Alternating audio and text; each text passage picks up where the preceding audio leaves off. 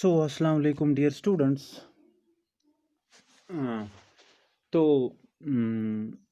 हमारा जो पिछला टॉपिक था वो था अबाउट द सेक्स डिटर्मिनेशन। तो उसमें मैंने कहा कि how we can determine the sex of an individual, how it's possible that we can determine the sex of an offspring that's developing inside the mother's womb। तो ये मैंने already पहले जो हमारा इससे पहले जो मैंने वीडियो अपलोड किया था उससे मैंने बता दिया था कि how we can determine the sex of an individual. तो आज जो हम पढ़ने जा रहे हैं that's about myths and taboos regarding the reproductions, okay? Yeah, we just called as regarding the reproduction, okay? Myths and taboos regarding the reproduction, and also we'll discuss the adolescent pregnancy. What are the ill effects of adolescent pregnancy? What are the ill effects of, आज ये भी हम पढ़ेंगे कि कौन से effects कौन से ill effects है कि अगर if we are allowing the females to marry before the age or before the age that's being prescribed, I mean say that that's being prescribed, or the that before the 18 years, if we are going to, if we allow them to marry, or if it happen, then what will be the consequence or ill effects of that early motherhood, or we just said that early marriage, and the motherhood that may cause that agony and many other things। let we discuss one by one। तो अभी जो हम पढ़ेंगे that's will discuss the myths and taboos. देखिए हमारा जो पहला myth है तो हम ये जानते हैं कि something that's being that a false belief is known as a myth, that the false belief is known as myth, and or you can say something that's being prohibited by the social custom is to be called as taboo। Myth is something that's you falsely believe something, you just called as a myth, and something that's prohibited by the social custom, that's called as taboo, okay? That we just called it as a taboo or inhibition। Now first myth we will discuss regarding the sex determination। तो पहला myth हम पढ़ेंगे regarding the sex determination। तो जैसे हम जानते हैं कि एक important जो myth है या wrong belief है लोगों के जहनों में कि that the mother is responsible or female is responsible for the sex of her child। तो एक फीमेल ही है जो रेस्पॉन्सिबल है, एक डिटरमाइन करती है सेक्स ऑफ एन इंडिविजुअल को या सेक्स ऑफ एन ऑफस्प्रिंग को जो इसके वॉर्म के अंदर पलता है। तो सुनिए मेरी बात, मैं ऑलरेडी भी पहले कह चुका हूं कि it's not the woman, it's the man who is responsible, it's not a female, it's a male who is responsible। so scientifically हम ये कह सकते हैं कि जितना भी हम दोष औरतों को दे रहे हैं it's not like that, but it is the male, ये मेल है जो दैट्स रेस्पॉन्सिबल और who determines the sex of an individual. तो पहले भी बता चुका हूँ कि लाइक एज मैंने ऑलरेडी आपके साथ डिस्कस कर चुका हूँ कि how the male determines the sex of an individual. मैंने कहा ऑलरेडी कि एक हमारे जो मेल जो होते हैं it contains 22 chromosomes, not pairs, 22 chromosomes with 22 pair of chromosomes with a sex chromosome that's X and Y, like a female is having 22 pair of chromosomes with X and X।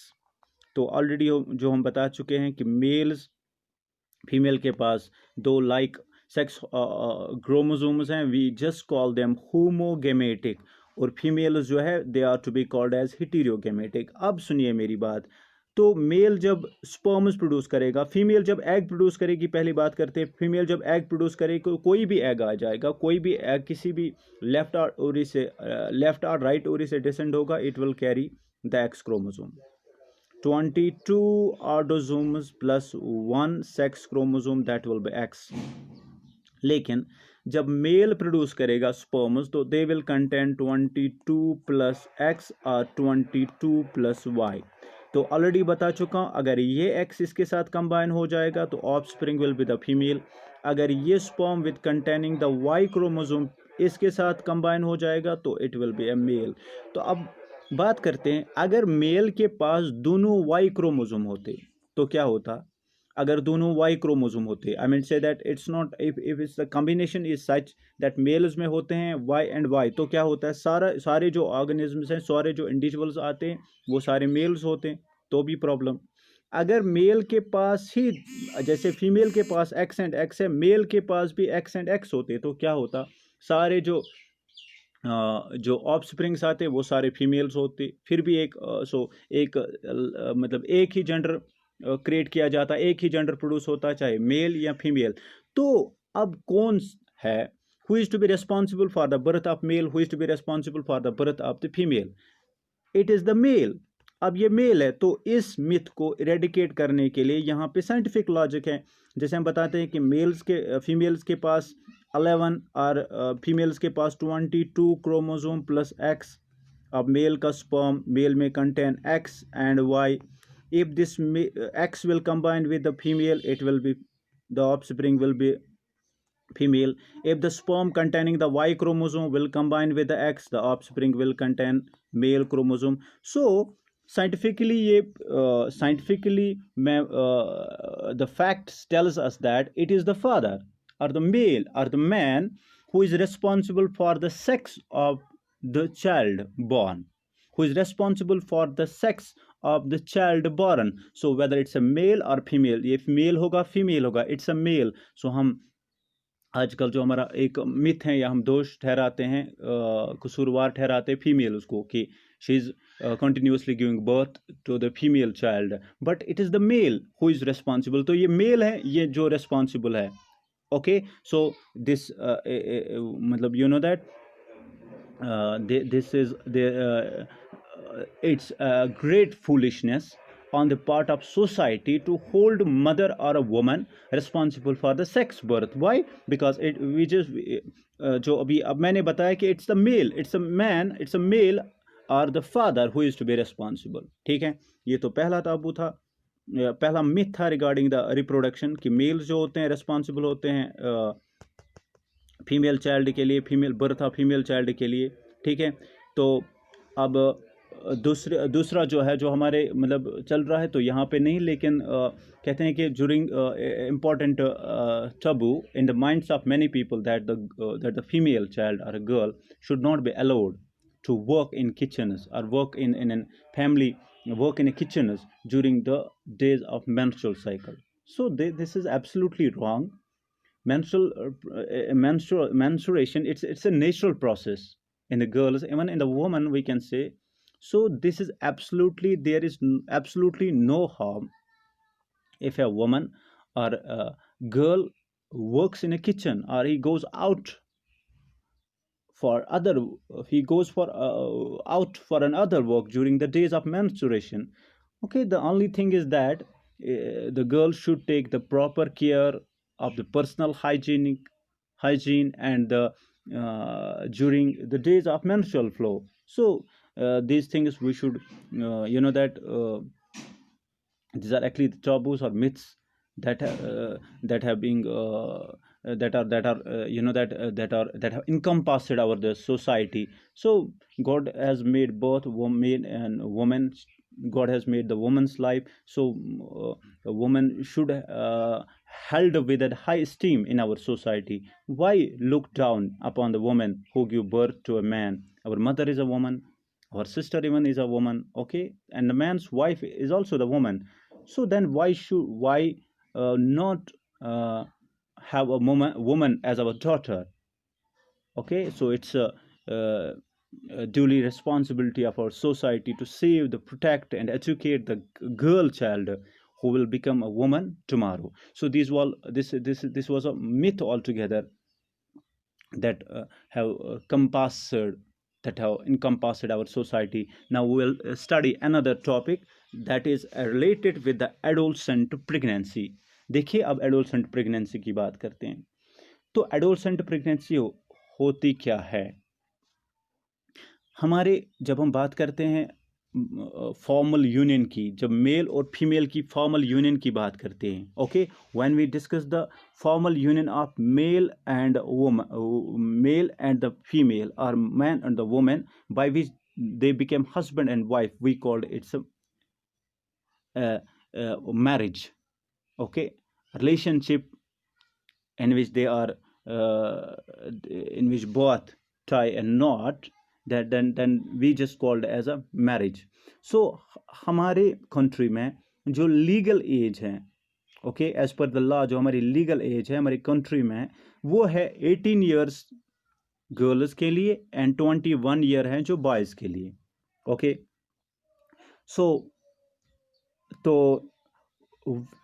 With the birth of the baby girl becomes, अब हम कहते हैं कि अब marriage के बाद conception हो जाएगा, प्रेगनेंसी हो जाएगी, तो with the birth of the baby जो होगी गर्ल बिकम्स मदर और she enters into the motherhood. The legal age जो मैंने अभी बताया कि it has been fixed 18 years for that of the girls and 20 year for that of the boys, 20 year for that of the boys।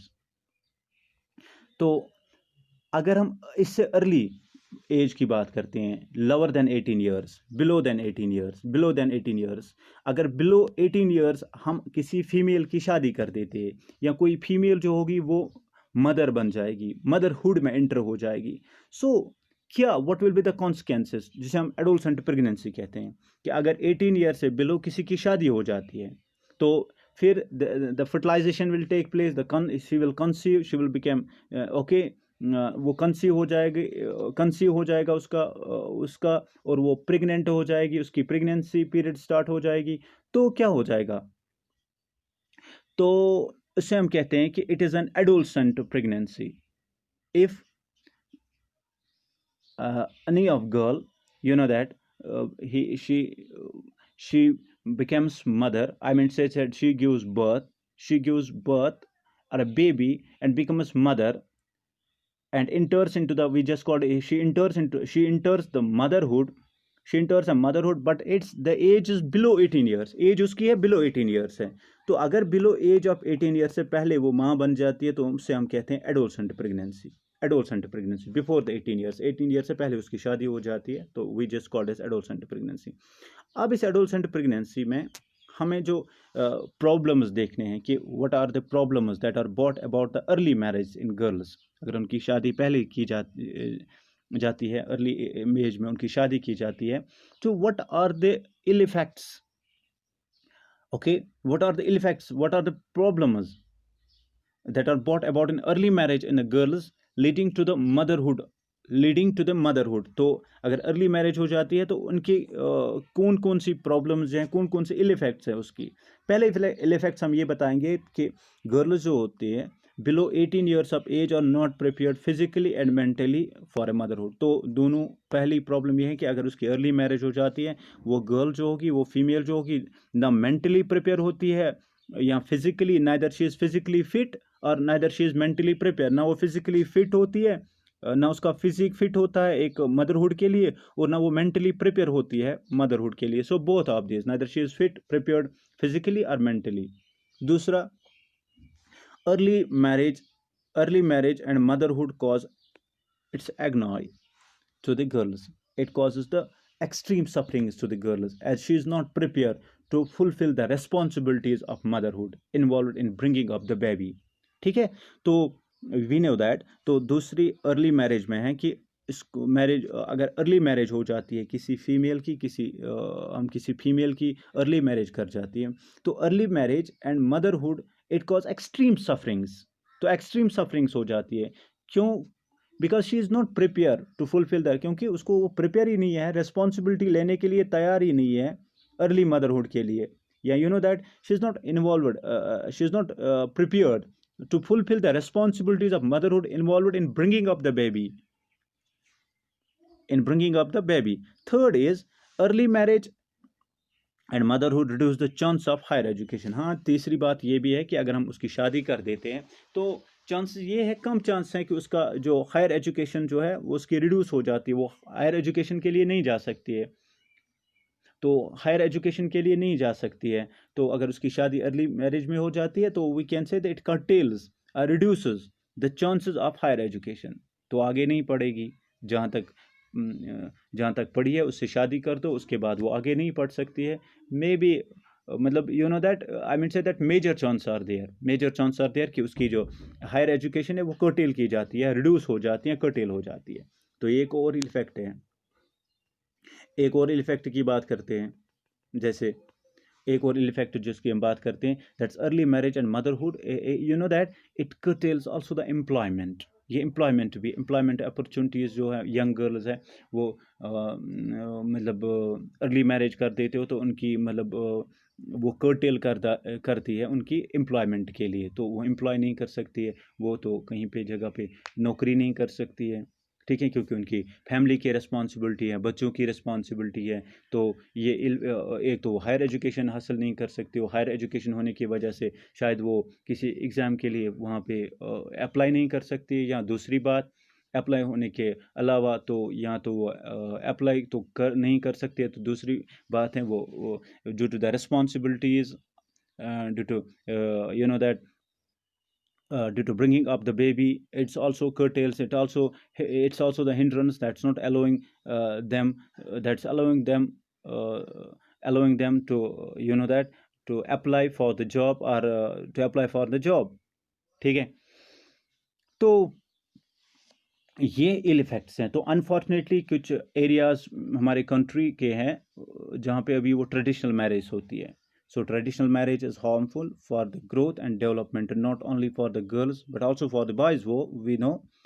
So although government is taking the steps to stop the early child, government step ले रहा है early child marriage की, तो so not only this but it is also the responsibility कि parents की भी responsibility है कि वो देखे कि एज देखे और मेच्योरिटी देखे, physique mental, if the physically and mentally they are prepared, then just okay, allow them to marry. But if it's not enough to bear the responsibilities, to bear the is not mentally prepared, so stop it, allow him to bear all these, allow him to mature, allow him to grow physically and mentally, so then one can one can allow her that her or his children to go for the marriage. Thank you. This was my today's it was about the adolescent pregnancy. Now in the coming lecture जो हम coming lecture में हम पढ़ेंगे, that's about the reproductive health. तो reproductive health और इसके लिए nutritional needs of the adolescents क्या होती है। तो इसके बाद डिफरेंट टाइप्स ऑफ जो हार्मोन्स है हमारी बॉडी के अंदर, वो रिड्यूस हार्मोन्स जो ट्रांसमिट हार्मोन्स जो सिक्रेट होते हैं, और उन हार्मोन्स का हमारी बॉडी में क्या काम है। Thank you, this all for